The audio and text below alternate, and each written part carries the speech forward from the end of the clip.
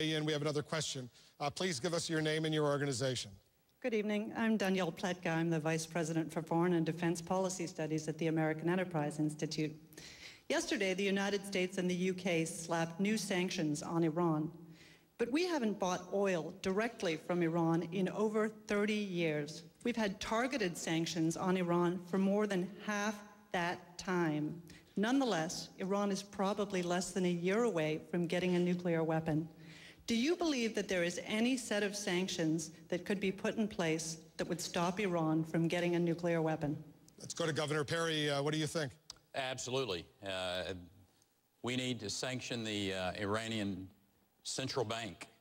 That would be one of the most powerful ways to impact that. As a matter of fact, Congressman Paul, that is what we need to do before we ever start having any conversations about a military strike, is to use every sanction that we have. And when you sanction the Iranian central bank, that will shut down that economy. At that particular point in time, they truly have to deal with the United States. And it's one of the reasons that I call for there is an area over there of all of them working together, and I'm talking about Syria, and bringing them into the mix as well. As I call for, one of the options is to have a no-fly zone over Syria. At the same time, you're putting those types of sanctions against Iran, and in that moment, they will understand that America is serious. This president refuses to do that, and it's another show of lack of leadership from the President of the United States. The argument, Speaker Gingrich, and I know you've studied this, and I want you to weigh in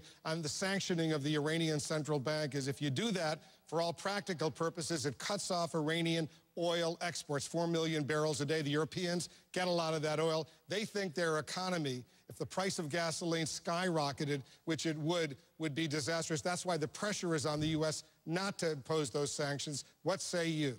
Well, I say the question you have to ask is perfect, because the fact is we ought to have a massive all-sources energy program in the United States designed to once again create a surplus of energy here, so we could say to the Europeans pretty cheerfully that all the various sources of oil we have in the United States, we could literally replace the Iranian oil. Now, that's how we won World War II. So I think you put your finger on you know, we all get sucked into these tactical discussions. We need a strategy of defeating and replacing the current Iranian regime with minimum use of force. We need a strategy, as Rick Santorum was saying, of being honest about radical Islam and designing a strategy to defeat it wherever it happens to exist.